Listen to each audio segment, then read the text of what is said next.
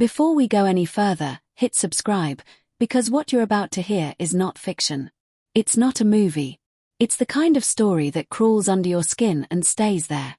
And if you think you can handle the truth about Britain's most feared prison, stay with me. The sirens echoed across southeast London just after midnight. Armed officers sealed off the perimeter around HM Prison Belmarsh, a concrete fortress locals call Hellmarsh. Floodlights burned through the darkness. Inside, alarm screamed through steel corridors designed to cage the most dangerous men in the United Kingdom. Terrorists, gang leaders, contract killers. But this wasn't a riot. This was something worse. A prison officer had been found unconscious in a restricted wing. A high-profile inmate, convicted organized crime figure Daniel Mercer, was missing from his cell during a routine head count.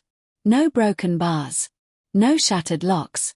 Just an empty bunk beneath a surveillance camera that, somehow, had gone dark for exactly 4 minutes.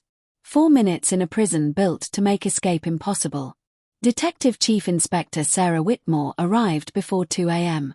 She had handled gang executions in Manchester and terror plots in Birmingham. But Belmarsh was different. Here, every corridor was monitored, every movement logged. If Mercer had vanished, someone inside the system had helped him. Whitmore walked through the sterile corridors, boots echoing against polished concrete. Inmates watched silently from narrow observation panels. No shouting. No chaos.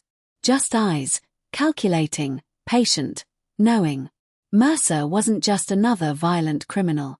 He had once controlled a multi-million-pound trafficking network stretching from London to Rotterdam.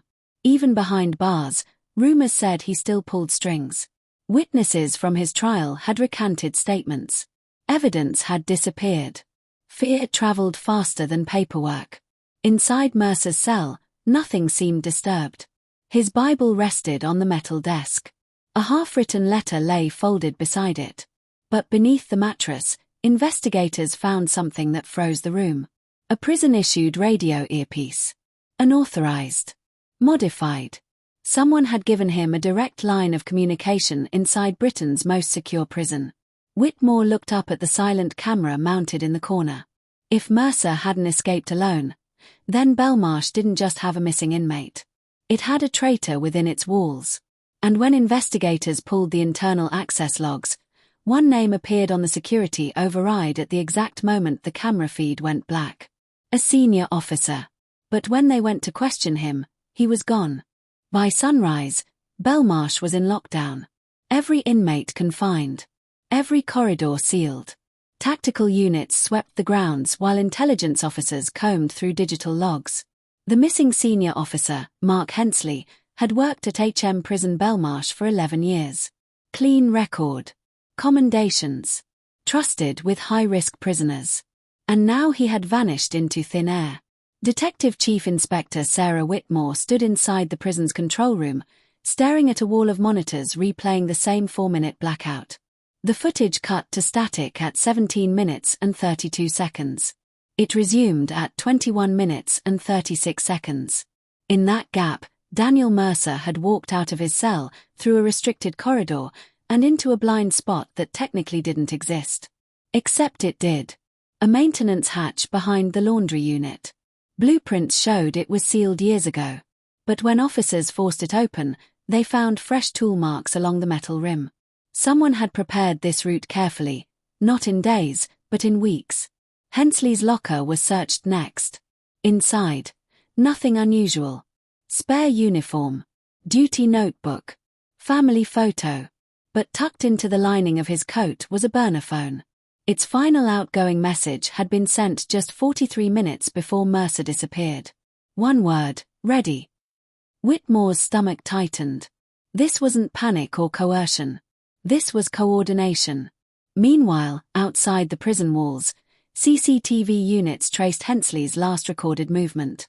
His personal vehicle had exited the staff car park at 0:28. No hesitation. No sign of struggle. He drove calmly onto the A206 and vanished into London's early morning traffic. Then came the second blow. Financial crimes flagged unusual activity in Hensley's bank account. Over the past 6 months, small deposits, £3,000 here, £4,500 there, had trickled in from shell companies tied to an organised crime network once controlled by Mercer. Not enough to trigger suspicion individually. Enough to buy loyalty over time. But Mercer's escape wasn't the only threat. Intelligence analysts intercepted encrypted chatter on criminal forums in Rotterdam and Liverpool. The phrase repeated over and over, "The king is free." If Mercer reached the mainland, witnesses from his original case could be in danger. Prosecutors, informants, even rival gangs. Belmarsh wasn't just containing a prisoner. It had been containing a network. Whitmore gathered her team. Airports alerted. Ports locked down. European agencies notified. Then her phone vibrated. An anonymous email had just landed in the Metropolitan Police tip line. Attached was a photo. It showed Daniel Mercer, taken less than an hour earlier. Not in hiding. Not fleeing. But standing calmly inside what looked like a warehouse, beside Officer Mark Hensley. And behind them, clearly visible on a shipping container, was a departure code bound for mainland Europe, leaving in under 3 hours. The warehouse sat along the Thames estuary, swallowed by fog and early morning cargo traffic. By the time Detective Chief Inspector Sarah Whitmore's team arrived, the container marked with the European departure code was already being loaded. Armed officers moved in quietly. No sirens. No lights. Just precision. Inside the warehouse, security footage confirmed the photo's timestamp. Daniel Mercer stood composed, no prison uniform, just dark civilian clothing. Officer Mark Hensley remained close, but not like a hostage. Like a partner. Whitmore signaled the tactical unit forward. The door burst open. Armed police. "Stay where you are." Mercer didn't run. He smiled.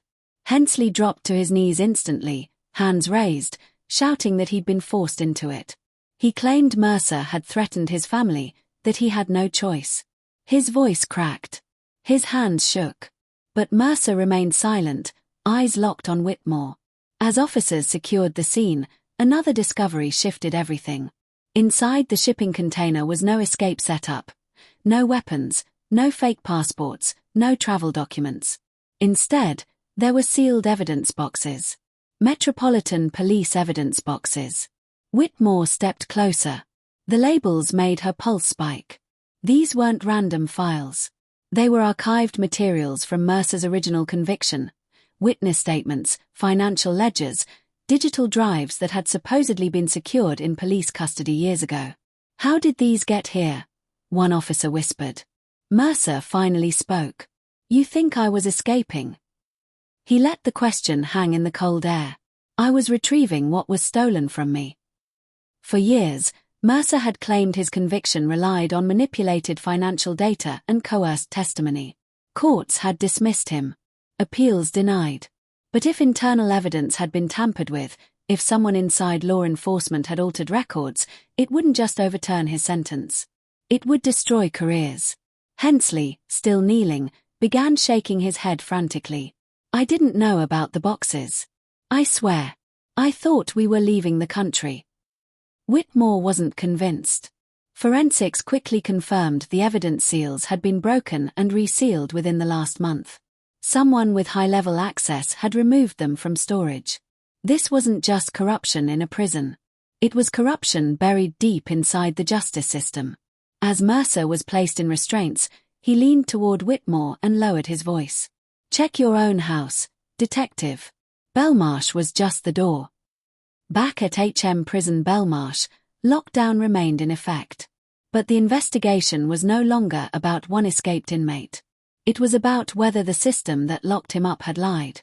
Then Whitmore received confirmation that made her blood run cold. The officer who authorized the transfer of Mercer's archived evidence 6 weeks ago was someone on her own investigative task force. The room went silent when the name appeared on the internal transfer log. Detective Inspector Paul Everett. One of Whitmore's own. He had signed off on the archival evidence review 6 weeks earlier, citing a routine audit. No red flags. No follow-up questions. Just paperwork that slid through a system built on trust. Whitmore felt the weight of it settle in her chest. Everett had worked beside her for 3 years. He had chased gang leaders, dismantled trafficking routes, testified in court. He had helped put Daniel Mercer behind bars. Now he was tied to the very evidence that could unravel that conviction. Everett was brought in quietly. No cuffs. No spectacle. He looked confused at first, then offended. But when the warehouse photos were placed in front of him, Mercer standing beside those evidence boxes, his composure fractured. He admitted accessing the archive. But his explanation wasn't greed. It wasn't loyalty to Mercer. It was fear. Years earlier, during Mercer's original investigation, Everett had been a junior analyst. He discovered discrepancies in financial records used to secure the conviction, altered timestamps, duplicated transfers. He reported it to a superior. He was told to drop it. The case was too important. Too public. Too political. Mercer was painted as a criminal mastermind controlling international operations. The public needed a win. The government needed reassurance. And when one witness suddenly changed testimony after intense questioning, the file was quietly adjusted to maintain consistency. Everett said he stayed silent. Until Mercer found him. From inside HM Prison Belmarsh, Mercer had filed information requests for years. He studied transcripts, cross-referenced statements. He found the cracks. And he reached out. Not with threats. With proof. Everett claimed he never intended to free Mercer. He intended to expose what had been buried. The warehouse wasn't an escape route, it was a pressure point. Mercer knew once those original files resurfaced publicly, the system would be forced to respond. Whitmore stood between two uncomfortable truths. A convicted crime boss had manipulated a prison officer and orchestrated a breach in Britain's highest security facility. But he may also have uncovered a lie powerful enough to shake the justice system itself. Mercer was returned to Belmarsh under heightened security. An independent inquiry was launched. Headlines exploded across Europe. Months later, parts of the original financial evidence were ruled unreliable. Mercer's conviction wasn't overturned, but it was reduced. Some called it justice. Others called it a dangerous precedent. Because the most chilling part wasn't that Mercer survived Belmarsh. It was that he proved something far more terrifying. Even the strongest prisons can't contain the truth forever. And if you think this story was intense, you're not ready for the next one. Hit subscribe so you don't miss it.